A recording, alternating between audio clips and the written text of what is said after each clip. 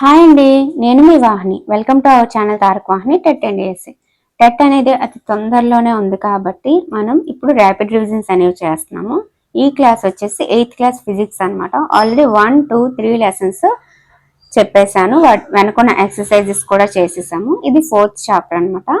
ఈ క్లాస్లో మనం 4, 5, 6 చాప్టర్స్ అయితే కంప్లీట్ చేసేద్దాం. Okay friends. కృత్రిమ దారాలు, ప్లాస్టిక్లు, నూలు, పట్టు, ఉన్ని వంటి సహజ దారాలు మొక్కలు లేదా జంతువుల నుండి లభిస్తాయని తెలుసుకున్నాం. మానవులచే తయారు చేయబడ్డ దారాల్ని మానవ నిర్మిత దారాలు లేదా కృత్రిమ దారాలు అంటారు. కృత్రిమ దారం చిన్న యూనిట్లను కలిపి చేసిన ఒక గొలుసు వంటిది. ప్రతి యూనిట్ కూడా ఒక రసాయన పదార్థం. అనేక చిన్న యూనిట్లు కలిసి ఒక పెద్ద యూనిట్ గా ఏర్పడమే పాలిమర్.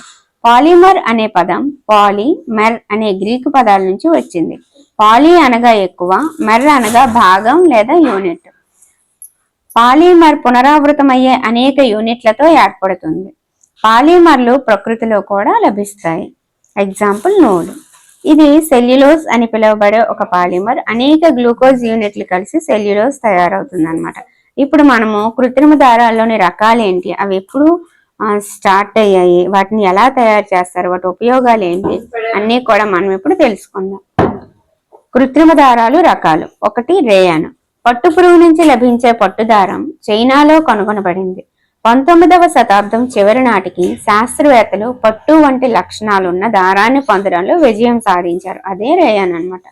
రసాయన పద్ధతిలో కలప గుజ్జు నుంచి ఇటువంటి దారాలు తయారు చేస్తారు. దీనిని మనం కృత్రిమ పట్టు లేదా రేయాన్ అని అంటాం. రేయాన్ని ఏమంటామంటే కృత్రిమ పట్టు అంటాము. ఇది కలప గుజ్జు నుంచి తయారు చేస్తారు రసాయన పద్ధతిలో. మనకి ఓల్డ్ 8th క్లాస్లో అయితే ఎలా తయారు చేస్తారు, ప్రాసెస్ ఏంటి అనేది కూడా ఉంది. బట్ ఈ కొత్త 8th క్లాస్లో అయితే ఏమీ లేదనమాట. ఓకే, ఇది సహజ వనరైన కలపగుజ్జు నుంచి పొందినప్పటికీ ఇది మానవ నిర్మిత దారమే. ఇది పట్టు కంటే చౌకైనది. పట్టు దారం లాగా నేయవచ్చు. దీనికి ఎన్నో రకాల రంగులు కూడా అద్దవచ్చు. రేయాన్ను నూలుతో కలిపి దుప్పట్లు తయారు చేస్తారు. అదే ఉన్నితో కలిపి తివాచీలు తయారు చేస్తారు. రేయాన్ ప్లస్ నూలు దుప్పట్లు, రేయాన్ ప్లస్ ఉన్ని తివాచీలు అనమాట. ఓకే ఫ్రెండ్స్, సో మీడైతే గుర్తుండాలి. కృత్రిమ పట్టు రేయాను, రేయాన్ ప్లస్ నూలు దుప్పట్లు, రేయాన్ ప్లస్ ఉన్ని తివాచీలు. ఇప్పుడు నైలాన్ చూద్దాం. ఇదైతే మనకి కలప గుజ్జు నుంచి రసాయనాలు కలిపి తయారు చేస్తారు కదా. నైలాన్ అయితే నేలబొగ్గు ప్లస్ గాలి ప్లస్ నీరుతో తయారవుతుంది అనమాట. నైలాన్ అనేది మరో మానవ నిర్మిత దారం. 1931లో ఎటువంటి సహజ ముడి పదార్థాలు ఉపయోగించకుండా, అంటే మొక్క లేదా జంతువు వేటిని ఉపయోగించకుండా తయారైనది ఏది అంటే నైలాన్ అనమాట. మనకి ఇక్కడ ఆ రేయాన్ని మనము కలపగుజ్జు అనేదాన్ని యూజ్ చేసుకుని తయారు చేస్తున్నాం, కానీ అది మానవ నిర్మిత దారమే అని చెప్పి అన్నాము. అలా కాకుండా అసలు ఏమీ యూజ్ చేయకుండా, అంటే సహజ ముడి పదార్థం అనేది ఉపయోగించకుండా తయారైంది నైలాన్ అనమాట. నేలబొగ్గు, నీరు, గాలి నుంచి దీన్ని తయారు చేశారు. ఇది మొట్టమొదటి సంపూర్ణ కృత్రిమ దారం.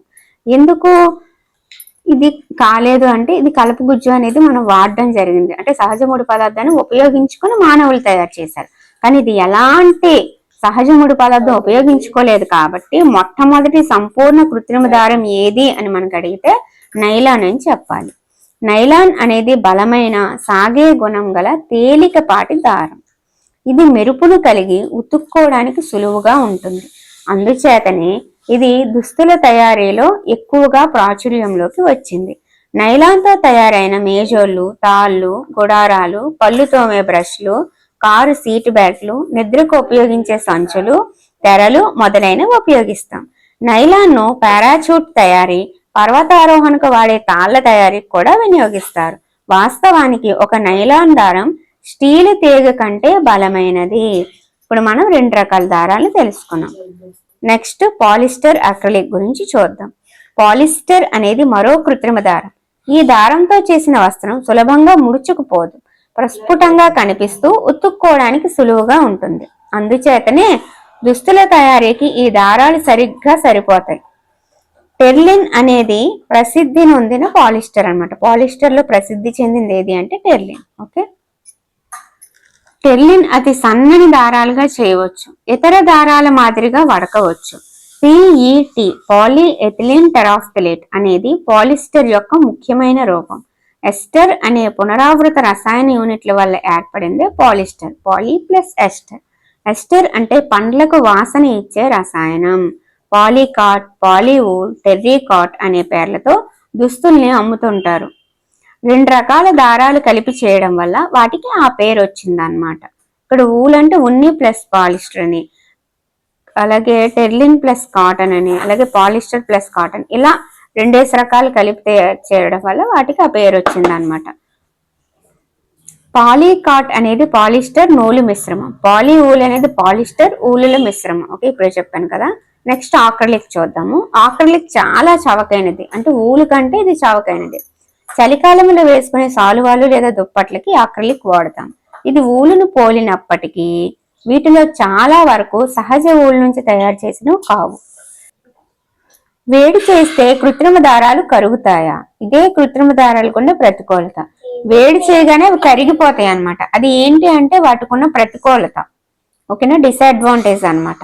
ఇప్పుడు మనకి ఎందుకంటే కాటన్ వస్త్రాలు ఎందుకు వండే దగ్గర కావచ్చు, లేదంటే దీపావళి రోజు కావచ్చు ధరించమంటారంటే అవి అంత తొందరగా వేడికి అతుక్కో అన్నమాట. కానీ కృత్రిమ దారాలు ఏంటంటే వేడి చేయగానే వెంటనే అతుక్కుంటే కరిగిపోతాయి, కాబట్టి అది వీటికి ఉండే ప్రతికూలత. నెక్స్ట్, పెట్రోకెమికల్స్ అనబడే పెట్రోలియం నుంచి లభించే పదార్థాలని అనేక ప్రక్రియలకు గురి చేయడం ద్వారా అన్ని కృత్రిమ దారాల్ని తయారు చేస్తారన్నమాట. అన్ని కృత్రిమ దారాల్ని పెట్రోకెమికల్స్ అనబడే పెట్రోలియం నుంచి లభించే పదార్థాలను అనేక ప్రక్రియలకు గురి చేయడం ద్వారా తయారు చేస్తారు మిగతా అన్ని కృత్రిమ దారాల్ని. ఇప్పుడు మనం నైలాన్, రేయాన్, పాలిస్టర్, ఆక్రిలిక్ 4 రకాలు తెలుసుకున్నాం. ఇప్పుడు కృత్రిమ దారాల లక్షణాలు ఏంటో చూద్దాం. కృత్రిమ దారాల ప్రత్యేకమైన లక్షణాల వల్ల అధిక ప్రాచుర్యం గల దుస్తులు తయారవుతున్నాయి. త్వరగా ఆరిపోతాయి, మన్నికైనవి, చౌకగా దొరుకుతాయి, ఎప్పుడు కావాలన్నా లభిస్తే సులభంగా వాడుకోవచ్చు. ఈ లక్షణాల వలన వాటికి అధిక ప్రాచుర్యం ఉందన్నమాట. కృత్రిమ దారాలు ఏవి? ఇప్పుడు ప్లాస్టిక్లు చూద్దాం. కృత్రిమ దారాల మాదిరిగానే ప్లాస్టిక్ కూడా ఒక పాలిమర్, కానీ అన్ని రకాల ప్లాస్టిక్లలో యూనిట్ల అమరిక ఒకే రకంగా ఉండదు. కొన్ని సరేకీయంగాను మరికొన్ని అడ్డంగా జత చేయబడిన అమరికని కలిగి ఉంటాయి. పాలిథీన్ అనేది పాలీ ప్లస్ ఇథీన్ అన్నమాట. ఇది ప్లాస్టిక్ కి ఒక ఉదాహరణ. దీనిని సాధారణ పాలిథీన్ సంచుల తయారీకి ఉపయోగిస్తాం. ఇప్పుడు 2 రకాల ప్లాస్టిక్లు ఉంటాయి, అవేంటో చూద్దాం. ఫస్ట్ ఇది థర్మో ప్లాస్టిక్లు, రెండోది థర్మో సెట్టింగ్ ప్లాస్టిక్లు. వేడి చేసినప్పుడు రూపం కోల్పోయి వంచడానికి వీలయ్యే ప్లాస్టిక్ని థర్మో ప్లాస్టిక్లు అంటారనమాట. పాలిథీన్, పీవీసీలు థర్మో ప్లాస్టిక్లకి ఎగ్జాంపుల్. ఆట వస్తువులు, దువ్వెనలు, రకరకాల పాత్రల తయారీలో ఈ థర్మో ప్లాస్టిక్లు వాడతారు. థర్మో సెట్టింగ్ ప్లాస్టిక్ చూద్దాం. ఒక రూపం మలచిన తర్వాత వాటిని వేడి చేసినప్పటికీ మెత్తబడవు. ఎగ్జాంపుల్ బ్యాక్లైట్, మెలనైన్ అన్నమాట. ఒక రూపం మలిచిన తర్వాత వేడి చేసిన ఇంకా మెత్తగా అవ్వు అనమాట, ఇంకా అవి అలా ఉండిపోతాయి.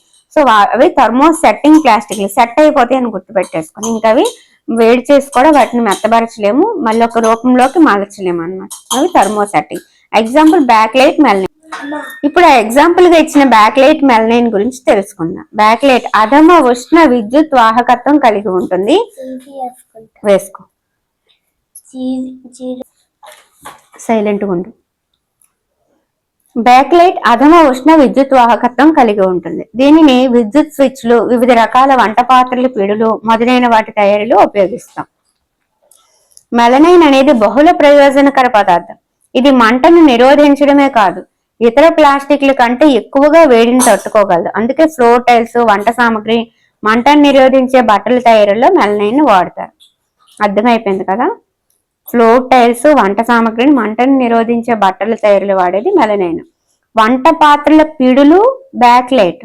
తేడా తెలుస్తుంది కదా. ఓకే, ప్లాస్టిక్లు ప్రాధాన్యత గల వస్తువులు చూద్దాము.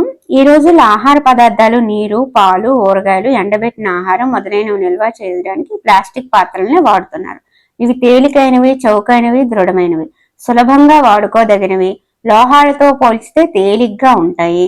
కార్లు, విమానాలు, అంతరిక్ష నౌకల తయారీలు కూడా వాడుతున్నారు. చెప్పులు, వివిధ రకాల సామాన్లు, అలంకరణ వస్తువులు, వీటన్నింటిలో కూడా ప్లాస్టిక్ ని యూజ్ చేస్తున్నారు. ప్లాస్టిక్ అనేది చర్యాశీలత లేనిది, అంటే గాలి, నీరుతో ప్లాస్టిక్లు చర్య జరపవు అన్నమాట. తొందరగా క్షయం నొందవు. అందుచేతనే అనేక రసాయనాలతో సహా వివిధ రకాల పదార్థాలు నిల్వ చేయడానికి ప్లాస్టిక్లను ఉపయోగిస్తున్నారు. వేరే ఏవైనా సరే గాలితో, నీటితో చర్య జరిపి వాటిలో వేసిన పదార్థాన్ని పాడయ్యేలా చేస్తాయి. కానీ ప్లాస్టిక్ అనేది చర్య జరపదు కాబట్టి, చర్యాశీలత లేనిది కాబట్టి అందులో నిల్వ చేసుకుంటారు. ప్లాస్టిక్లు అధమ వాహకాలు, అంటే ప్లాస్టిక్లు అధమ ఉష్ణ విద్యుత్ వాహకత కలిగి ఉంటాయి. అందుకే విద్యుత్ తీగలకి తొడుగులుగా, స్క్రూ డ్రైవర్లకి పిడులుగా ప్లాస్టిక్ పదార్థాలను వాడతారనమాట. మీకు తెలుసా అని చెప్పి ఇక్కడ మనకి ఇచ్చారు, చూద్దాం. ఆరోగ్య సంరక్షణ పరిశ్రమలో చాలా విస్తృతంగా ప్లాస్టిక్ ని వాడుతున్నారు. టాబ్లెట్ల ప్యాకేజింగ్, గాయాల కుట్లు కోసం వాడే దారాలు, సిరంజిలు, వైద్యుల చేతి తొడుగులు, ఎన్నో వైద్య పరికరాలు, వాటి ఉపయోగాలకి మనకి ప్లాస్టిక్ ని వాడుకుంటున్నాం. ఆహారం వండడానికి వాడే మైక్రోవేవ్ నందు కూడా ప్రత్యేక ప్లాస్టిక్ సామగ్రులు వేసి ఉపయోగిస్తారు. మైక్రోవేవ్ లో ఆహారం ఉడుకుతుంది, కానీ ప్లాస్టిక్ పాత్రకు మాత్రం ఏమాత్రం ప్రభావితం కాదు. టెఫ్లాన్ అనేది నూనె, నీరు అంటుకొని ప్రత్యేకమైన ప్లాస్టిక్.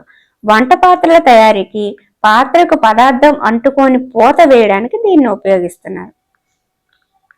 నాన్ స్టిక్ పాత్రలు ఉంటాయి కదా, వాటికి టెఫ్లాన్ పూత ఉంటుంది అనుకుంటా. ఇప్పుడు అగ్ని నిరోధక ప్లాస్టిక్ చూద్దాం. కృత్రిమ దారాలు మంటలకు సులువుగా అంటుకుంటాయి, కానీ మెలనైన్ ప్లాస్టిక్ పూతతో చేసిన అగ్నిమాపక సిబ్బంది దుస్తులు మంటకు నిరోధంగా తయారు కావడం ఆసక్తికరం. ఇక్కడ మనకి మంటకి నిరోధంగా వాడే దుస్తులు అంటే థర్మోసెట్టింగ్ ప్లాస్టిక్ అని మెలనైన్ మనకు గుర్తుకు రావాలి. ఓకేనా. నెక్స్ట్ ప్లాస్టిక్లు పర్యావరణం. బ్యాక్టీరియా చేత సహజ ప్రక్రియ ద్వారా సులువుగా విచ్ఛిన్నం చెందితే ఆ పదార్థాన్ని జీవ విచ్ఛిన్నం చెందే పదార్థం అంటారు. సహజ ప్రక్రియ ద్వారా జీవ విచ్ఛిన్నం చెందకపోతే వాటిని జీవ విచ్ఛిన్నం కాని పదార్థం అని అంటారు. ఇప్పుడు వ్యర్థాలు, అవి విచ్ఛిన్నం కావడానికి పట్టే సమయము, అవి విచ్ఛిన్నం అయ్యేవా విచ్ఛిన్నం కానివా అనేది ఇప్పుడు చూద్దాం. కూరగాయలు, పండ్ల తొక్కలు, మిగిలిన ఆహార పదార్థాలు అనేవి 1 నుంచి 2 వారాల్లోగా, 1 రోజు నుంచి 2 వారాల్లోగా అవి జీవ విచ్ఛిన్నం అయిపోతాయి అన్నమాట. కాబట్టి అవి జీవ విచ్ఛిన్నం అయ్యేవి. కాగితం విచ్ఛిన్నం కావడానికి 10 నుంచి 30 రోజులు పడుతుంది. నూలు వస్త్రం విచ్ఛిన్నం కావడానికి 2 నుంచి 5 నెలలు పడుతుంది. కలప విచ్ఛిన్నం కావడానికి 10 నుంచి 15 సంవత్సరాలు పడుతుంది. ఊలు దుస్తులైతే సుమారు 1 సంవత్సరం పడుతుంది. టిన్ను, అల్యూమినియం, ఇతర లోహ పాత్రలు అయితే 100 నుంచి 500 సంవత్సరాలు పడతాయి. కాబట్టి ఇవి జీవ విచ్ఛిన్నం కానివి. అలాగే ప్లాస్టిక్ సంచులు అంటే చాలా సంవత్సరాలు పడతాయి, ఇన్నని చెప్పలేం. కాబట్టి అవి కూడా జీవ విచ్ఛిన్నం కానివి. ప్లాస్టిక్ విచ్ఛిన్నం కావడానికి చాలా సంవత్సరాలు పడుతుంది కాబట్టి ఇది పర్యావరణ నేస్తం కాదు. కృత్రిమ పదార్థాల్లో దహన ప్రక్రియ చాలా నెమ్మదిగా ఉంటుంది అండ్ పూర్తిగా దహనం కాదు. ఈ ప్రక్రియలో వెలువడే విషపూరిత వాయువులు వాతావరణంలో గాలి కాలుష్యానికి కారణమవుతున్నాయి. ప్లాస్టిక్ వ్యర్థాలని రీసైకిల్ చేయడం మంచిది. థర్మోప్లాస్టిక్లు రీసైకిల్ చేయడానికి అనుకూలమైనవి. బాధ్యత గల పౌరుడిగా 5R నియమాన్ని గుర్తుంచుకోవాలి.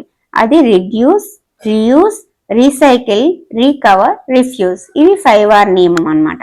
రిడ్యూస్ అంటే తగ్గించడం, అంటే వాడుకని తగ్గించుకోవడం. రీయూజ్ అంటే వాడిందే తిరిగి వాడడం. రీసైకిల్ అంటే మనకి అనుకూలంగా మళ్ళీ దాన్ని తయారు చేసుకోవడం, పునశ్చక్రియం. రికవర్ అంటే తిరిగి పొందడం. రిఫ్యూజ్ అంటే తిరస్కరించడం. ఈ 5R నియమాన్ని గుర్తుపెట్టుకోవాలి. ప్లాస్టిక్ సంచులను రహదారులు, నీటి వనరుల మీద విసరవద్దు. షాపింగ్ కి వెళ్ళేటప్పుడు నూలు లేదా జనపనార సంచిని తీసుకెళ్ళాలి. ప్లాస్టిక్ వినియోగం తగ్గించాలి. ప్లాస్టిక్ లంచ్ బాక్స్ బదులు స్టీల్ బాక్స్ ని ఉపయోగించాలి. ఇప్పుడు ఖాళీలు చూద్దాం. ముడి పదార్థాల నుంచి సంశ్లేషణ చేయబడిన కృత్రిమ దారాలు పెట్రోకెమికల్స్. కృత్రిమ దారాల వలె ప్లాస్టిక్స్ కూడా పాలిమర్. పాలిస్టర్ దుస్తులు త్వరగా ముడుచుకో. టెఫ్లాన్ నూనె అంటుకొని వంట పాత్రలు. రేయాన్ కాగితపు గుజ్జు. నైలాన్ పారాచూట్లు దుస్తులు తయారీకి ఉపయోగిస్తారు. ఇది మ్యాచింగ్ ఇచ్చారు. సో ఇక్కడ నాకు చిన్న డౌట్ ఏంటంటే, ఇక్కడ ఉంది కదా బ్యాక్ లైట్ మెలనైన్ అని, దీనికి కూడా వంట సామాగ్రి అని అన్నారు, స్విచ్ బోర్డ్ అన్నారు. ఇక్కడ కూడా విద్యుత్ స్విచ్లు, వంట పాత్ర పిడులు అన్నారు. పిడులు సామాగ్రి వేరని తెలుసు, బట్ ఇక్కడ విద్యుత్ స్విచ్లు అని, స్విచ్ బోర్డ్ అని ఇచ్చారు. సో ఈ రెండిట్లో స్విచ్ కి, విద్యుత్ స్విచ్ కి, స్విచ్ బోర్డ్ కి ఏది పర్ఫెక్ట్ ఆన్సర్ అనేది మీకు తెలిస్తే కామెంట్ చేయండి. బ్యాక్ లైటా మెలనైనా అనేది. ఓకేనా. మీకు తెలుసా అని మళ్ళీ ఒకటి ఇచ్చారు. నైలాన్ పట్టులాగే కనిపిస్తుంది. ఇది బలమైనది, మృదువైనది. దీన్ని 1939లో పరిచయం చేసేటప్పుడు సంచలనంగా మారింది, గిరాకీ పెరిగింది. 39 to 45 సెకండ్ వరల్డ్ వార్ లో పారాచూట్ల తయారీ కోసం మళ్లించారు. యుద్ధం తర్వాత తయారీ ఆగింది. మహిళల దుస్తుల కోసం క్యూలో నిలబడిన పరిస్థితి వచ్చింది. నైలాన్ కోసం తరచుగా అల్లర్లు కూడా జరిగేవి.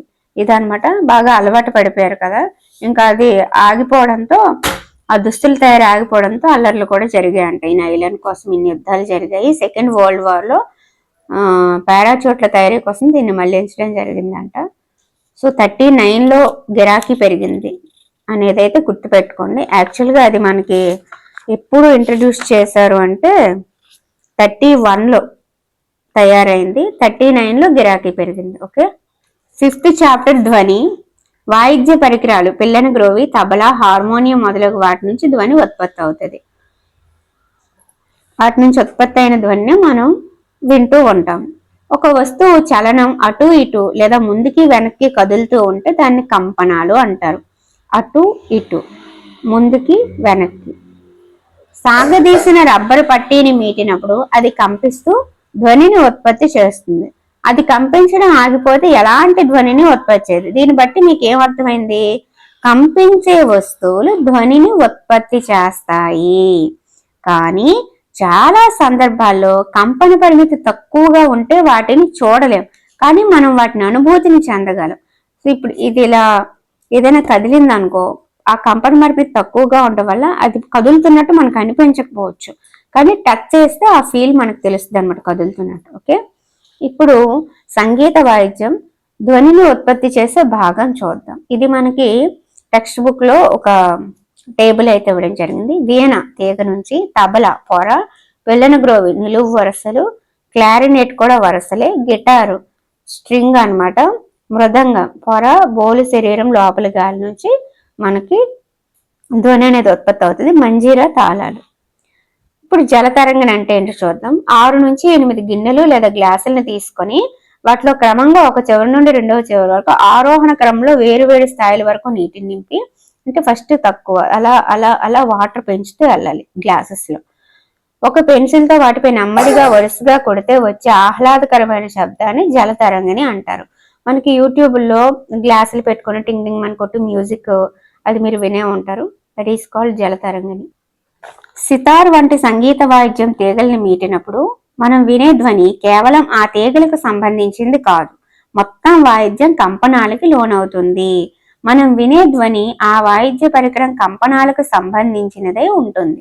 మృదంగం పొరను కంపింపజేసినప్పుడు కూడా మనం వినే శబ్దం కేవలం పొరకు సంబంధించిందే కాకుండా మొత్తం పరికరానికి సంబంధించిందే ఉంటుంది. ఇక్కడ టేబుల్లో మనం ఏం చెప్పుకున్నామంటే, వాయిద్యం నుంచి ఏ భాగం నుంచి కంపించి ధ్వని ఉత్పత్తి అవుతుంది అనుకున్నాం. అక్కడ నుంచి ఉత్పత్తి అయినప్పటికీ కేవలం ధ్వని దానికి సంబంధించిందే కాదు, మొత్తం పరికరానికి సంబంధించింది అని చెప్పి అక్కడ క్లారిఫికేషన్ ఇస్తున్నారు. మానవుల్లో స్వరపేటిక ద్వారా ధ్వని ఉత్పత్తి జరుగును. గొంతులో కాస్త గట్టిగా ఉబ్బెత్తుగా ఉండే భాగాన్ని స్వరపేటిక అంటారు. ఇది స్వరనాళానికి పై చివర ఉంటుంది. గాలి ప్రసారం కొరకు స్వరపేటికకు అడ్డంగా సాగదీయబడిన 2 స్వరతంత్రులు సన్నని చీలికతో ఉంటాయి. ఊపిరితిత్తులు గాలిపై ఒత్తిడి కలుగజేసి ఈ సన్నని చీలికల గుండా ప్రసరింపజేసినప్పుడు స్వరతంత్రులు కంపించి ధ్వని ఉత్పత్తి అవుతుంది. స్వరతంత్రులను అనుసంధానించి ఉన్న కండరాలను స్వరతంత్రులు బిగుతుగా, వదులుగా మార్పు చేయగలవు. స్వరతంత్రులు బిగుతుగా, సన్నగా ఉన్నప్పుడు ఉత్పత్తి అయ్యే ధ్వని అది వదులుగా, మందంగా ఉన్నప్పుడు ఉత్పత్తి అయ్యే ధ్వని కంటే భిన్నంగా ఉంటుంది. స్వరతంత్రులు పురుషుల్లో దాదాపు 20 మిల్లీమీటర్లు, స్త్రీలలో 15 మిల్లీమీటర్ల పొడవు ఉంటుంది. చిన్నపిల్లల్లో పొట్టిగా ఉంటాయి. దీంట్లోంచి బిట్టాడడానికి అవకాశం ఉంటుంది. ఓకే. పురుషుల్లో 20, స్త్రీలలో 15 మిల్లీమీటర్లు. పురుషులు, మహిళలు, పిల్లల స్వరాల్లో తేడాకి ఇదే ముఖ్య కారణం. ఓకే. ధ్వని ప్రసరణకి యానకం అవసరం. అవును, ఎందుకంటే ధ్వని శూన్యం గుండా ప్రయాణించదు, ఖచ్చితంగా దానికి యానకం అనేది ఉండాలి. ఒక పాత్ర నుండి గాలిని పూర్తిగా తొలగించిన తర్వాత ఆ పాత్రలో శూన్యం లేదా శూన్య ప్రదేశం ఉన్నట్లు చెప్పొచ్చు. అప్పుడు మనకి ధ్వని అనేది ప్రసారం జరగదు. ధ్వని ఘన, ద్రవ, వాయు పదార్థాల గుండా ప్రయాణించును, ధ్వని శూన్యం గుండా ప్రయాణించదు. కంపించే వస్తువులు ధ్వనిని ఉత్పత్తి చేసి యానకంలో అన్ని దిశలలో ప్రసారం చేస్తాయి. చెవి వెలుపలి భాగం ఒక గరాటును పోలి ఉంటుంది. ధ్వని చెవిలోకి ప్రవేశించాక ఒక చివరన సాగతీయబడిన పలుచని పొరను కలిగిన గొట్టం వంటి నిర్మాణం గుండా ప్రయాణించును. ఈ పొరనే మనం కర్ణభేరి అంటాం. ఇది ఒక ముఖ్య భూమికను పోషిస్తుంది. కర్ణభేరి సాగదీసిన రబ్బరు పొరలాగా ఉంటుంది. ధ్వని కంపనాలు కర్ణభేరిని కంపించేలా చేస్తాయి. కర్ణభేరి లోపలి చెవికి కంపనాలను పంపుతుంది. ఈ కర్ణభేరి కంపించేలా చేసిన తర్వాత ఇక్కడ నుంచి సౌండ్స్ అనేవి లోపలి చెవికి వెళ్తాయి అన్నమాట. అక్కడి నుంచి ఆ సంకేతాలను మెదడుకి చేరి మనం శబ్దాన్ని వినగలుగుతున్నాం. గాయపడిన కర్ణభేరి వినికిడిని కోల్పోయేలా చేస్తుంది. ఎందుకంటే ఈ కర్ణభేరి అనేది కంపనాలు చేసి ఆ సౌండ్ లోపలికి చెవికి పంపిస్తే అక్కడి నుంచి మెదడుకి చేరి మనం శబ్దం వింటాం. ఆ కర్ణభేరే గాయపడితే ఇంకా మనం వినలేం కదా. ఒక వస్తువు ముందుకు వెనకకు కదలడాన్ని కంపనం అంటారు. ఈ చలనాన్ని డోలన చలనం అని కూడా మనకు తెలుసు. ఒక సెకండ్లో చేసే కంపనాల సంఖ్యని తరచుదనం లేదా పౌనఃపున్యం అంటారు. పౌనఃపున్యాన్ని హెర్ట్జ్లో కొలుస్తారు. దాని గుర్తు HZ. పౌనఃపున్యం అంటే సెకనుకు ఒక కంపనం అని అర్థం. ఓకే ఫ్రెండ్స్, సెకనులో చేసే కంపనాల సంఖ్య పౌనఃపున్యం. సెకనుకు ఒక కంపనం పౌనఃపున్యం అని గుర్తుపెట్టుకోండి. వస్తువు ఒక సెకండ్లో 20 కంపనాలు చేస్తే దాని పౌనఃపున్యం అంతా సెకండ్లో చేసే కంపనాల సంఖ్య కదా పౌనఃపున్యం. సో సెకండ్లో 20 కంపనాలు అంటే 20 హెర్ట్జ్ల పౌనఃపున్యం. ఓకే, కంపన పరిమితి. ఒక కంపనం చేయు గరిష్ట స్థానభ్రంశాన్ని మనం కంపన పరిమితి అంటాము. కంపన పరిమితి, పౌనఃపున్యం అనేవి ధ్వని రెండు ముఖ్యమైన లక్షణాలు.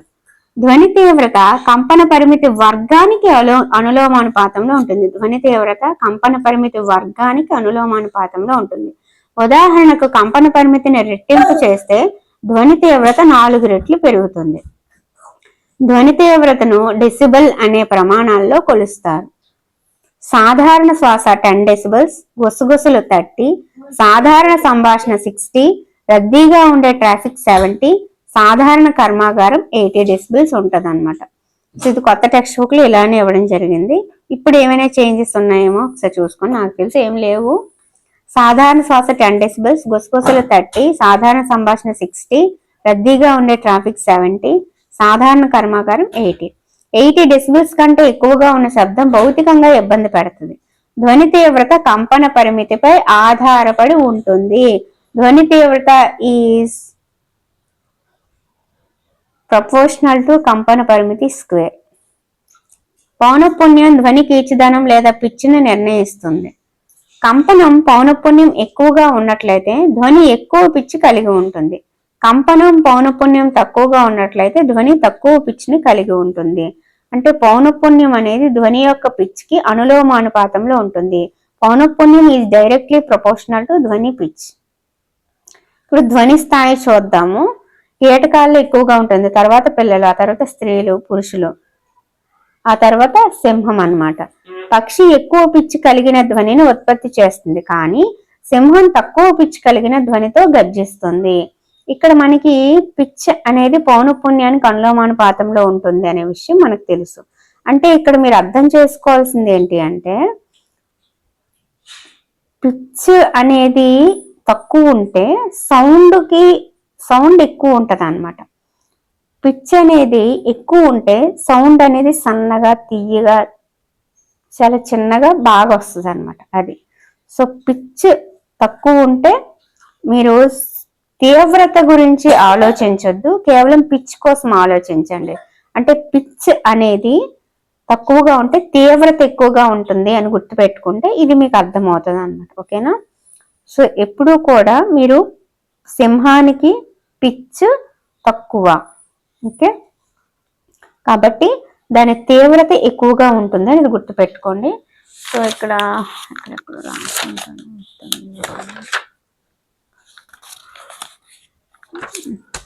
రాయలేదు అనుకుంటా, అదన్నమాట. ఓకేనా? పిచ్ తీవ్రత ఒకటి కాదు. ఓకే, కంపనం పౌనఃపున్యం తక్కువగా ఉంటే పిచ్ తక్కువ. అంటే ఈ మూడు తక్కువ ఉంటే తీవ్రత ఏమవుతుంది? ఎక్కువ ఉంటుంది అని గుర్తుపెట్టుకోండి. ఓకే, సాధారణంగా స్త్రీల స్వరం పౌనఃపున్యం మగవారి కంటే ఎక్కువ ఉంటుంది. అంటే పిచ్ ఎక్కువ, అంటే కంపనం పౌనఃపున్యం ఎక్కువ, పిచ్ ఎక్కువ, అప్పుడు తీవ్రత అనేది తగ్గుతుంది. ఓకే, వినగల వినలేని ధ్వనులు ఏంటి ఇప్పుడు చూద్దాము. 20 హెజ్జుల కంటే తక్కువ పౌనఃపున్యం గల ధ్వనుల్ని మానవ చెవి గుర్తించలేదు. ఈ ధ్వనుల్ని పరశ్రావ్యాలు అంటారు. 20,000 హెజ్జుల కంటే ఎక్కువ పౌనఃపున్యం కలిగిన ధ్వనులను కూడా మానవ చెవి గుర్తించలేదు. 20 హెజ్జులు, 20,000 హెజ్జులు దాటినా, 20 హెజ్జుల కంటే తక్కువ ఉన్న మానవ చెవి గుర్తించలేదు. మానవ చెవి వినగలిగే పౌనఃపున్య అవధి 20 హెజ్జుల నుంచి 20,000 హెజ్జులు. కొన్ని జంతువులు 20,000 హెజ్జుల కంటే ఎక్కువ పౌనఃపున్యం కలిగిన శబ్దాలను వినగలవు. ఎగ్జాంపుల్ కుక్క. అధిక పౌనఃపున్యం కలిగిన ఈలలను కుక్కలు వినగలవు. అనేక వైద్య సమస్యలను పరిశోధించడానికి, గుర్తించడానికి మనకు సుపరిచితమైన అతిధ్వని పరికరాలు అల్ట్రాసౌండ్స్ అనేవి 20,000 హెజ్జుల కంటే ఎక్కువ పౌనఃపున్యం వద్ద పనిచేస్తాయి. వినడానికి ఆహ్లాదంగా లేనివి కఠోర ధ్వనులు, వినసొంపుగా ఉండేది సంగీతం. ఎగ్జాంపుల్ హార్మోనియం, సితారు, తంత్రి ఉత్పత్తి చేసే ధ్వనులు సంగీత స్వరాలు. వాతావరణంలో శృతి మించిన లేదా అవాంఛిత ధ్వనులు ఉండటమే ధ్వని కాలుష్యం. మితిమీరిన ధ్వనులు లేక అనవసరమైన ధ్వనులు ధ్వని కాలుష్యాన్ని కలుగజేస్తాయి. ధ్వని కాలుష్యం మానవులలో ఆరోగ్య సమస్యలకు దారితీస్తుంది. వాహనాల ధ్వనులు, టపాసులు, యంత్రాలు, స్పీకర్లు, టీవీ, రేడియో, ఏసీ ఇవన్నీ కూడా. ధ్వని కాలుష్యం వలన వచ్చే ఆరోగ్య సమస్యలు ఏంటి అంటే నిద్రలేమి, బీపీ, ఉద్రేకపడటం, వినికిడి కోల్పోవడం. ఈ సమస్యలన్నీ కూడా ధ్వని కాలుష్యం వలన వస్తాయి. ధ్వని కాలుష్య నియంత్రణ చర్యలు ఏంటంటే ధ్వని కాలుష్యాన్ని నియంత్రించేందుకు ధ్వని కాలుష్య జనకాలను ఫస్ట్ నియంత్రించాలి. దీనికోసం ఎయిర్ క్రాఫ్ట్ ఇంజన్లకు, రవాణా వాహనాలకు, పారిశ్రామిక యంత్రాలకు, గృహోపకరణాలకు సైలెన్సర్లు బిగించాలన్నమాట. అప్పుడు వాటి నుంచి సౌండ్ రాదు, మనకి ధ్వని కాలుష్యం జరగదు. వినికిడి లోపం. పూర్తి వినికిడి లోపం అనేది చాలా అరుదు. ధ్వని కాలుష్యాన్ని తగ్గించడానికి ఖచ్చితంగా ప్రయత్నాలు జరగాలి. రోడ్డుకి ఇరువైపులా ఎక్కడైనా చెట్లు నాటడం వలన ధ్వని కాలుష్యాన్ని మనం తగ్గించవచ్చు. ఇప్పుడు ఎక్సర్సైజెస్ చూద్దాము. ఈ క్రింది వాటిలో ఎవరి స్వరం తక్కువ పౌనఃపున్యం కలిగి ఉంటుంది? ఇందాక చెప్పుకున్నాం కదా, మగవారి కంటే స్త్రీలలో పౌనఃపున్యము, పిచ్చు ఎక్కువ అని. ఇక్కడ ఈ ఆర్డర్ గుర్తుపెట్టుకుంటే అయిపోద్ది. కీటకాల్లో పిచ్చు ఎక్కువ, తర్వాత చిన్నపిల్ల, ఆ తర్వాత స్త్రీలు, ఆ తర్వాత పురుషులు, ఆ తర్వాత సింహం. పిచ్చు అనేది ఇక్కడ తక్కువ నుంచి ఇలా ఎక్కువకి వెళ్తుంది అనమాట. ఎక్కువ నుంచి తక్కువకు వస్తుంది. సో ఇప్పుడు చెప్పండి, అక్కడ బాలుడు ఉన్నాడు, స్త్రీ ఉంది, మహిళ ఉంది, పురుషుడు ఉన్నాడు. ఇప్పుడు ఎవరి పిచ్చు తక్కువ అంటే పురుషుడిదే తక్కువ కదా. ఓకే, పిచ్చు తక్కువ కాబట్టి పౌనఃపున్యం తక్కువ. పిచ్చు ఎక్కువైతే పౌనఃపున్యం ఎక్కువ, తీవ్రత ఎక్కువ అయిపోద్ది. పిచ్చు పౌనఃపున్యం కిందకుంటే తీవ్రత పైకి ఉంటుంది.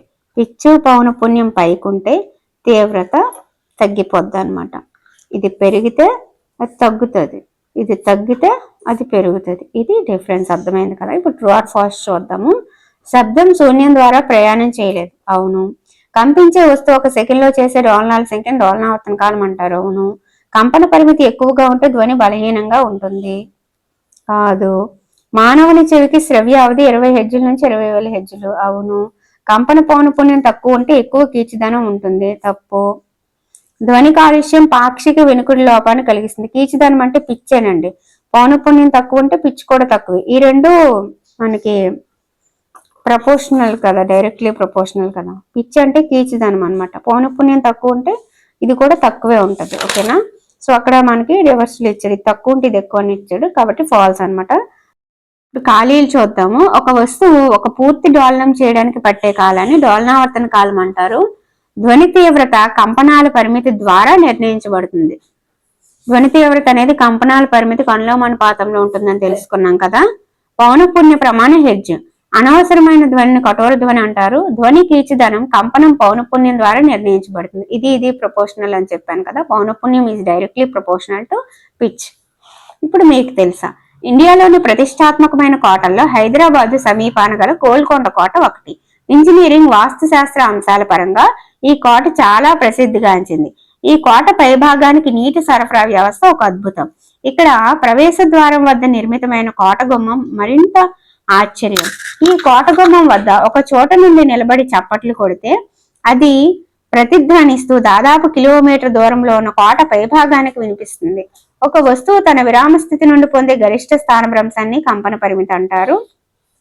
ఒక లోలకం 4 సెకండ్లలో 40 కంపనాలు చేసింది. అయితే డోలనావర్తన కాలం పౌనఃపున్యం తెలపండి అన్నారు. సో ఈ రెండు మీకు గుర్తుండాలన్నమాట. పౌనఃపున్యం అంటే ఒక సెకండ్ లో చేసే కంపనాల సంఖ్య కదా. సో కంపనాల సంఖ్య బై కంపనాలకు పట్టిన సమయం.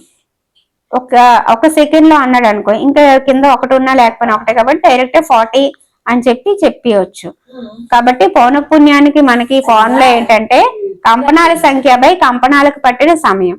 డోలనావర్తన కాలం అంటే దీనికి రివర్స్ అన్నమాట. కంపనాల సమయము బై కంపనాల సంఖ్య అన్నమాట. అర్థమవుతుంది కదా, దీనికి రివర్స్ డోలనావర్తన కాలం. సో పౌనఃపున్యం 10 Hz లో, డోలనావర్తన కాలం 0.1 seconds అన్నమాట. అయిపోయింది కదా. ఇప్పుడు చూద్దాము. ఒక దోమ ఒక సెకను కాలంలో తన రెక్కలను 500 సార్లు కంపింపజేయడం వల్ల దాని నుండి ధ్వని ఉత్పత్తి చేస్తే డోలనావర్తన కాలం ఎంత? కంపనాలకు పట్టిన సమయము బై కంపనాల సంఖ్య 0.002 seconds. ఈ క్రింది వాయిద్యాలు ఏ భాగం కంపించి ధ్వని ఉత్పత్తి చేస్తుందో తెలపండి. డోలు చెప్పాను కదా. తబలపై ఉండే చర్మం లేదా పొర మరియు తబల లోపల ఉన్న గాలి కంపించడం వల్ల ధ్వని ఉత్పత్తి అవుతుంది. సితార్ తీగలు. వీణ ఒక నిలువుపాటి చెక్కపై మెట్లు బిగించి ఉంటాయి. వీణకు ఒక చివర ఎండిన సొరకాయతో చేసిన బుర్ర ఉంటుంది. మెట్ల మీదుగా లోహపు తీగలు అమర్చుతారు. ఈ తీగల ద్వారా ధ్వని ఉత్పత్తి అవుతుంది. సో ఇంతటితో మనకి ధ్వని అనే చాప్టర్ పర్ఫెక్ట్ గా కంప్లీట్ అయిపోయింది. ఎక్సర్సైజెస్ అన్ని కూడా క్లియర్ గా తెలుసుకున్నాము. అలాగే సమ్స్ ఎలా వచ్చినా కూడా చేసే విధంగా 2 ఫార్ములాలు తెలుసుకున్నాము. ఓకే, ఇప్పుడు 6th చాప్టర్ అండి. పదార్థాలు, లోహాలు, అలోహాలు. లోహాలను వాటి భౌతిక రసాయన ధర్మాల ఆధారంగా అలోహాల నుండి వేరు చేయొచ్చు. భౌతిక ధర్మాలు జ్యుతి అంటే మెరుపు, దృఢత్వం ఎగ్జాంపుల్ అన్నమాట. ఇప్పుడు అలాగే ఇంకొన్ని చూద్దాం. పదార్థాల స్థరణీయత చూద్దాము. సుత్తితో కొడితే ఆకారంలో మార్పు వస్తుందా రాదా అనేది ఇక్కడ మనకి ఇచ్చారు. చూద్దాం. ఇప్పుడు ఇనుప మేకు చదునుగా మారుతుంది, బొగ్గు పిండిగా అయిపోతుంది, అల్యూమినియం తీగ చదునుగా అవుతుంది, పెన్సిల్ లెడ్ ముక్కలుగా విరిగిపోతుంది. కొట్టడం వలన ఇనుప మేకు, అల్యూమినియం తీగ ఆకారం మారింది. వాటిని మరింత గట్టిగా కొట్టి పలచని రేకులుగా కూడా మార్చొచ్చు. అలాగే మిఠాయిని అలంకరించే వెండి రేకులు ఇలాగే మారుస్తారు. పలచని రేకులుగా మార్చగలిగే లోహాల ధర్మం ఏది అంటే స్థరణీయత. ఇది లోహాల సహజ లక్షణం. బొగ్గు, పెన్సిల్ లెడ్ ఎందుకు అలా మార్చలేకపోయాము అంటే ఇవి ఈ ధర్మాన్ని ప్రదర్శించడం లేదు. ఓకే, స్థరణీయత లోహాల యొక్క ధర్మం ఏంటి అంటే స్థరణీయత. అది ఇక్కడ మనం చూసాము. నెక్స్ట్ చూద్దాం. ఒక్కొక్క ధర్మం అలా చూసుకుంటూ వెళ్తే మీకు అర్థమవుతుంది. పదార్థాల విద్యుత్ వాహకత్వం చూద్దాం. ఇనుప కడ్డి మేకు ఉత్తమ వాహకం, గంధకం అధమ వాహకం, బొగ్గు అధమ వాహకం, రాగి తీగ ఉత్తమ వాహకం. ప్లాస్టిక్ లేదా చెక్కపిడి లేని వేడి లోహపు పాత్రను కాలకుండా పట్టుకోలేము.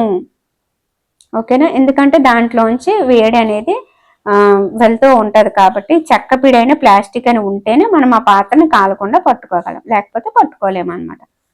ఇంకొక ధర్మం ఏంటంటే తీగలుగా సాగదీయగల లోహపు గుణం తాంతావత అంటారు. ఓకేనా, పలుచని రేకులుగా మార్చగలిగితే స్థరణీయత, తీగలుగా సాగదీస్తే తాంతావత. జ్యుతి అంటే మెరుపు.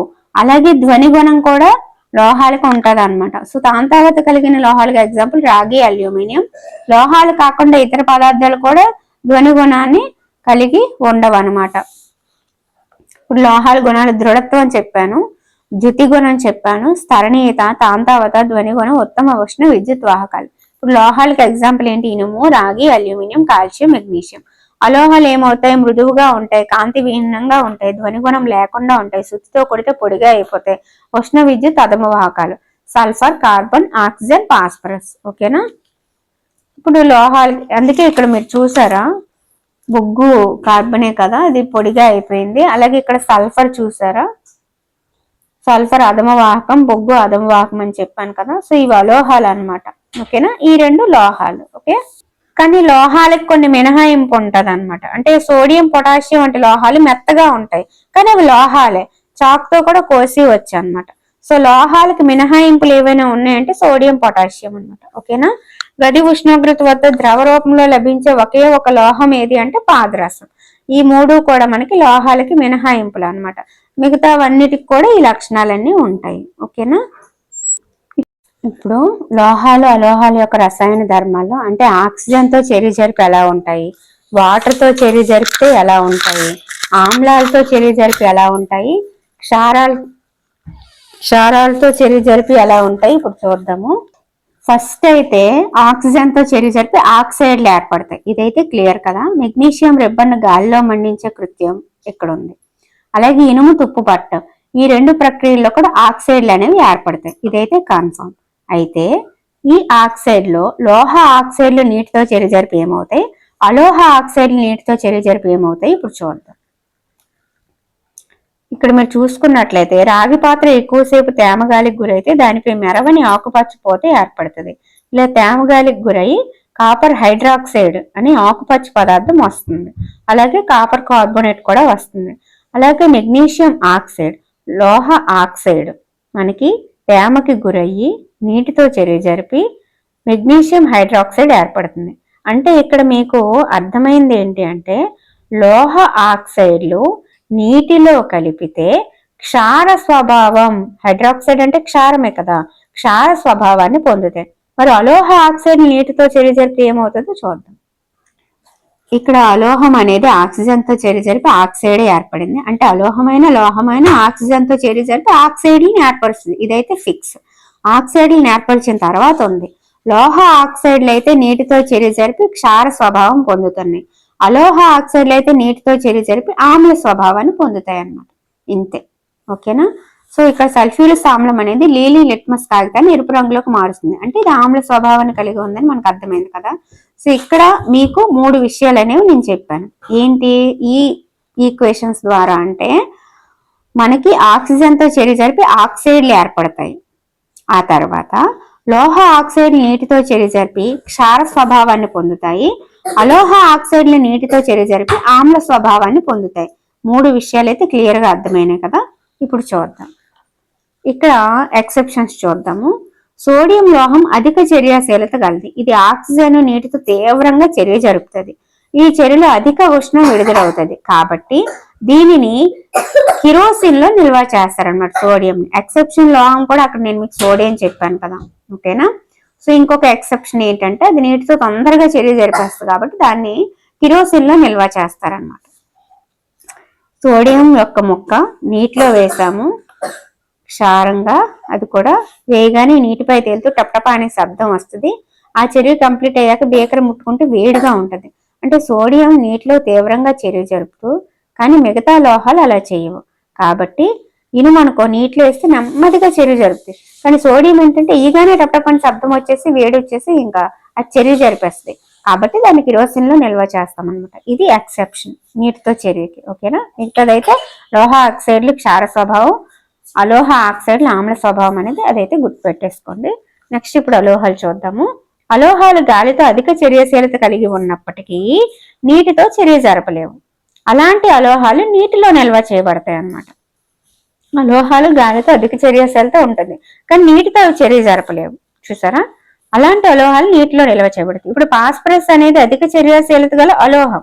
గాలి తగిలితే మండిపోద్ది, కానీ ఆక్సిజన్ తగలకుండా నీటిలో నిల్వ చేయొచ్చు అనమాట ఫాస్ఫరస్. ఇది అలోహాలకి ఎక్సెప్షన్. అర్థమైంది కదా. ఇది గాలితో చర్య జరుపుతుంది కాబట్టి దీన్ని నీటిలో పెడతారు. ఇది నీటితోనూ గాలితోనూ చర్య జరిపేస్తుంది కాబట్టి దీన్ని కిరోసిన్ లో పెడతారు. ఇది లోహంకి ఎక్సెప్షన్, ఇది అలోహంకి ఎక్సెప్షన్. ఓకే. నెక్స్ట్ ఇప్పుడు ఆమ్లాలతో చర్య జరిపి ఏం చేస్తాయో చూద్దాం. లోహాలు అనేవి ఆమ్లంతో చర్య జరిపి టప్ అనే శబ్దంతో ధ్వనితో వాయువును ఉత్పత్తి చేస్తాయి అన్నమాట. లోహాలు ఆమ్లాలతో చర్య జరిపి హైడ్రోజన్ మండుతూ టప్ అనే ధ్వనితో వాయువుని ఉత్పత్తి చేస్తాయి. క్లియర్. ఇవైతే మీరు వీడియోని ఆఫ్ చేసి రాసుకోండి. ఓకేనా. అర్థమైందా. ఓకే. లోహాలు ఆమ్లాలతో చర్యకి ఎగ్జాంపుల్, అలాగే ఏం జరుగుతుంది అనేది నోట్ పెట్టి చెప్పాను. నెక్స్ట్ చూద్దాము. కాపరు HCl తో వేడి చేసినా కూడా చర్య జరపదు. HCl అంటే హైడ్రోక్లోరిక్ కదా. సో ఇది HCl అనేది ఆమ్లం కదా, దీనితోని కాపర్ అనేది వేడి చేసినా కూడా చర్య జరపదు. ఇది ఎక్సెప్షన్ అనమాట. ఇలాంటివి మనకి అడగడానికి అవకాశం ఉంటది. సోడియం కిరోసిన్ లో, ఫాస్ఫరస్ నీటిలో, ఇలాంటివి ఎక్సెప్షన్స్ అడుగుతుంటారు అనమాట. సో కాపర్ అనేది వేడి చేసినా కూడా HCl తో చర్య జరపదు. నో రియాక్షన్ అన్నారంటే నో రియాక్షన్. ఇదైతే గుర్తుపెట్టుకోండి. ఓకేనా. సో ఇవన్నీ కూడా మనకి లోహాలు ఆమ్లాలతో ఎలా చర్య జరుపుతాయి అనే దానికి ఈక్వేషన్స్ అన్నమాట ఇవన్నీ కూడా. సో ఏంటి జరుగుతుంది అనేది కూడా నోట్ పెట్టి ఇక్కడ మీకు రాయడం జరిగింది. ఓకే. ఇప్పుడు అలోహాలు ఆమ్లాలతో చర్య జరిపితే ఏం చేస్తాయో చూద్దాం. అలోహాలు ఆమ్లాలతో అసలు చర్య జరపవు, విచారలేదండి. అసలు దీని గురించి మనకి ఇంకేం అవసరం లేదు. సల్ఫర్ ఆక్సీకరణ ఆమ్లాలతో చర్య తీసుకోదు, బొగ్గు కూడా తీసుకోదు. అలోహాలు ఆమ్లాలతో చర్య జరపవు. లోహాలు ఆమ్లాలతో చర్య జరిపి హైడ్రోజన్ వాయువు టప్ టప్ మన శబ్దము ధ్వని వస్తుంది. ఓకే, అయిపోయిందా? ఎక్సెప్షన్ HCl కాపరు చర్య జరపదు, నో రియాక్షన్, అది కూడా చెప్పాను. ఇప్పుడు లోహము క్షారం పేరు చూద్దాం. Calcium hydroxide, ferrous ferric hydroxide, copper hydroxide. దేనికి ఇది ఎగ్జాంపుల్? లోహాలు నీటితో చర్య జరిపి హైడ్రాక్సైడ్లు ఏర్పరిస్తే క్షార స్వభావాన్ని పొందుతాయని చెప్పాను కదా. సో వీటితో మీకు ఈక్వేషన్ ఇచ్చినప్పుడు ఇవి తెలియాలి కదా, అందుకే రాశాను. నెక్స్ట్ అలోహం సల్ఫరు, ఆమ్లం పేరు సల్ఫ్యూరిక్. ఓకేనా? నెక్స్ట్ చూద్దాం. ఎందుకు అలోహం అనేది నీటితో చర్య జరిపి ఆమ్ల స్వభావం పొందుతుంది కదా, అదనమాట. నెక్స్ట్ చూద్దాము. ఇది మీకు ఇప్పుడు చెప్పిందేని.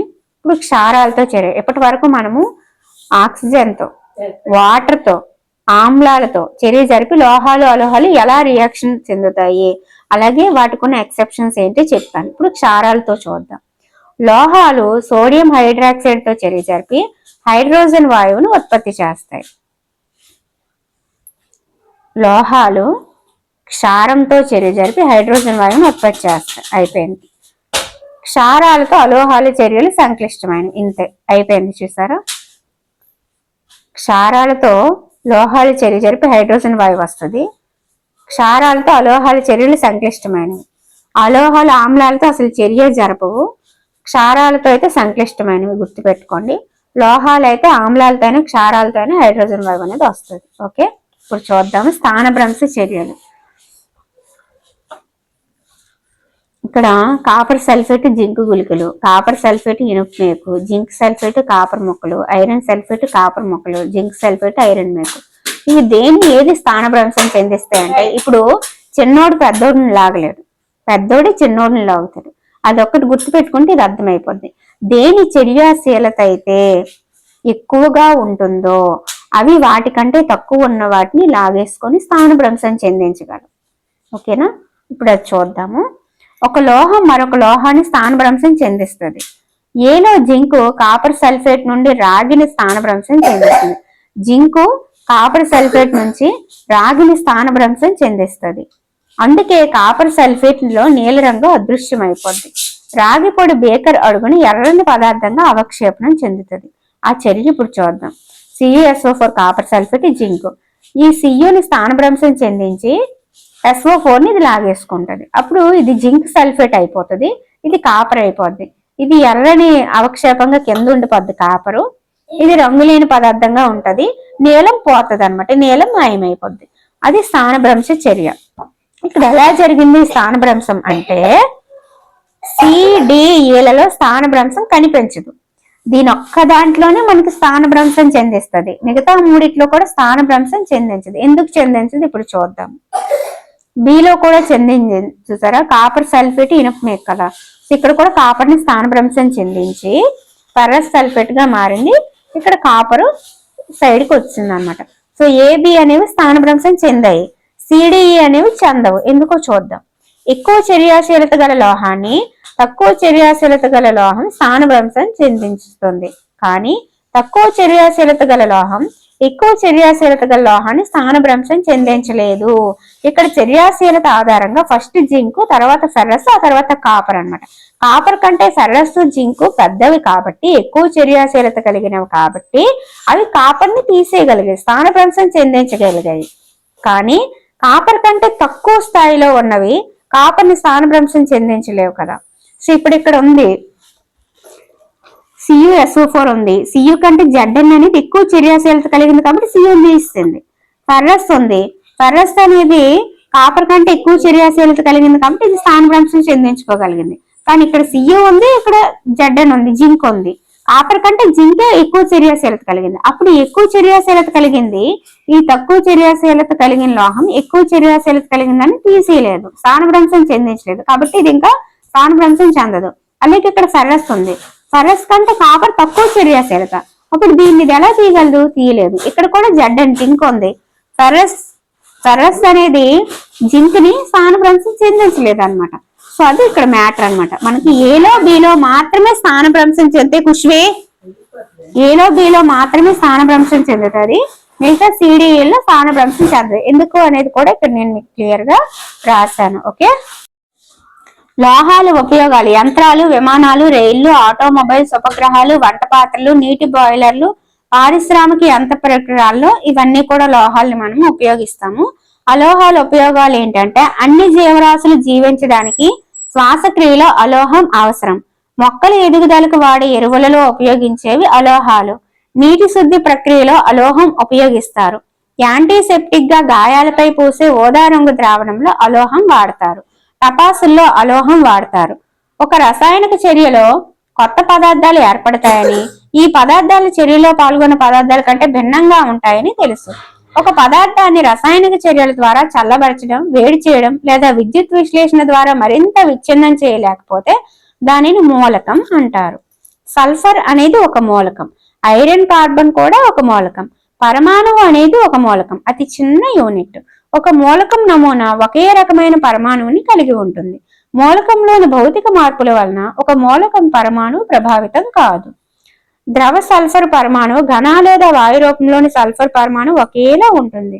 విశ్వంలో అనంతమైన పదార్థాలు ఉన్నప్పటికీ ఈ పదార్థాలను ఏర్పరుస్తున్న మూలకాల సంఖ్య పరిమితం. సహజంగా ఏర్పడిన మూలకాలు 94 కన్నా ఎక్కువ లేవు. ముఖ్యంగా మూలకాలు 2 రకాలు: లోహాలు, అలోహాలు. మూలకాలు చాలా వరకు లోహాలు, మిగిలినవి అలోహాలు లేదా అర్ధలోహాలు.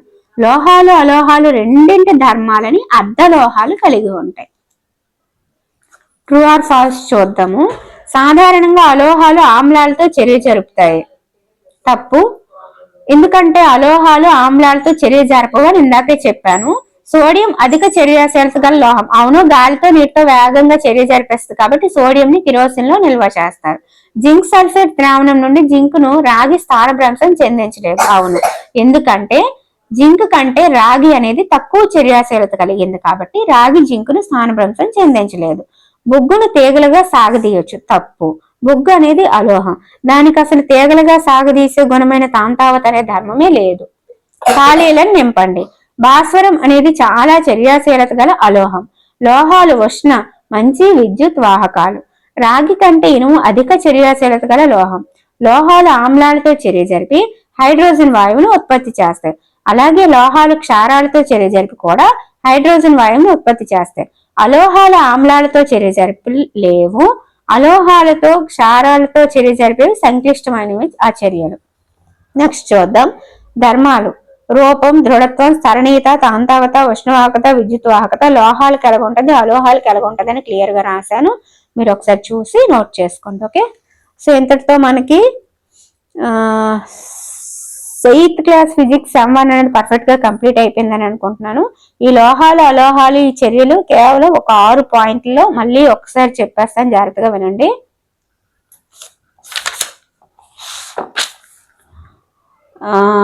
లోహాలు లేదా అలోహాలు ఆక్సిజన్ తో చర్య జరిపి ఆక్సైడ్లు ఏర్పరుస్తాయి, ఒక పాయింట్. రెండో పాయింట్ ఏంటంటే లోహాలు నీటితో చర్య జరిపి హైడ్రాక్సైడ్ క్షార స్వభావాన్ని పొందుతాయి. అలోహాలు నీటితో చర్య జరిపి ఆమ్ల స్వభావాన్ని పొందుతాయి. అయిపోయింది. నెక్స్ట్, కాపరు HCl తో చర్య జరపదు, తీసేయండి, నో రియాక్షన్ అనమాట. ఆ తర్వాత ఆమ్లాలు. లోహాలు ఆమ్లాలతో చర్య జరిపి హైడ్రోజన్ వాయువును విడుదల చేస్తాయి. అలోహాలు ఆమ్లాలతో చర్య జరుపు. క్షారాలతో లోహాలు చర్య జరిపి హైడ్రోజన్ వాయువే వస్తుంది. క్షారాలతో అలోహాల చర్యలు సంక్లిష్టమైనవి. ఈ పాయింట్లు అయితే ఇందులో మనకి గుర్తు పెట్టుకోవాలన్నమాట. అలాగే ఎక్సెప్షన్స్ ఏంటి, అలోహాలకి లోహాలకి అన్ని కూడా వివరంగా చెప్పాను. ఓకే, బంగారం ఆభరణాలు తయారు చేస్తాం, ఇనుము యంత్రాలు, అల్యూమినియం ఆహారాన్ని ప్యాకింగ్ చుట్టుటకు, కార్బన్ ఇంధనం, రాగి విద్యుత్ తీగ, పాదరసం థర్మోమీటర్. ఇప్పుడు క్రింది వాక్యాలు ఏది సరైనది అన్నాడు. అన్ని లోహాలు తాంతావతను కలిగి ఉంటాయి. అలోహాలన్నీ తాంతావతను కలిగి ఉంటాయి. సాధారణంగా లోహాలు తాంతావతను కలిగి ఉంటాయి. కొన్ని అలోహాలు తాంతావతను కలిగి ఉంటాయి. ఈ 4గింట్లో సరైనది ఏది అంటే మూడోదే. సాధారణంగా లోహాలు తాంతావతను కలిగి ఉంటాయి. అన్ని లోహాలు తాంతావతను కలిగి ఉంటాయంటే కాదు, ఎక్సెప్షన్స్ ఉన్నాయి కదా మనకి, కాదు. అలోహాలు అసలు తాంతావతను కలిగి ఉంటాం. కొన్ని అలోహాలు ఏంటి అసలు అలోహాలు తాంతావతను కలిగి ఉంటాం. సో ఇందులో కరెక్ట్ అయింది ఏది అంటే 3rd వన్. నెక్స్ట్, దిగువ పేర్కొన్న వాటిని పలుచని రేకులుగా కొట్టొచ్చు. జింకును కొట్టొచ్చు, మిగతా మూడింటిని కొట్టలేం. నెక్స్ట్, నమూనా బల్బు వెలగకుండా, మెగ్నీషియం కార్బన్ అయోడిన్ బల్బు వెలగదు, ఇనుము జింకు రాగి వెలుగుతుంది, గంధకం వెలగదు. ఓకేనా? సో అక్కడైతే అలా చేసాము. చదునుగా మారేవి, మొక్కలు పొడిగా మారేవి, ధ్వనిని ఉత్పత్తి చేసేవి, ధ్వనిని ఉత్పత్తి చేయనివి అని విడివిడిగా రాసుకున్నాను. తర్వాత ఇనుప మేకు కాంతివంతము గోధుమ రంగు, జింకు కాంతివంతం తెలుపు, రాగి కాంతివంతం ఎరుపు, గంధకం కాంతి విహీనం పసుపు రంగు గల స్ఫటిక పదార్థం, అల్యూమినియం కాంతివంతం తెలుపు, కార్బన్ కాంతి విహీనం నలుపు, మెగ్నీషియం కాంతివంతం తెలుపు, అయోడిన్ కాంతివంతం నలుపు. మీకు ఇక్కడ నేను జింకు, ఫెర్రస్, కాపర్ ఈ మూడే చెప్పాను కదా చర్యాశీలత. మిగతావన్నీ కూడా చెప్పిస్తే ఒకవేళ వాళ్ళు ఎటు నుంచి ఎటు స్థానభ్రంశం చెందిస్తుందా అని అడిగినా సరే మీరు చెప్పగలగాలి. సో ఇవి గుర్తు పెట్టుకోవాలన్నమాట. మామూలుగా అయితే లోహాలు ఇవన్నీ అధిక చర్యాశీలత, ఇవి మధ్యస్థ, ఇవి అల్ప చర్యాశీలత అనమాట. సో ఈ ఆర్డర్ అయితే మీకు గుర్తుంటే మీరు ఇంకేదైనా చేయగలరు. KNaCaMgAl ZnFePbCu ఇవైతే గుర్తుంటాయిలేండి, ఇప్పుడు చెప్పాను కదా చాలాసార్లు. HgAgPtAu ఇవన్నమాట. ఓకేనా? అర్థమైపోయిందా?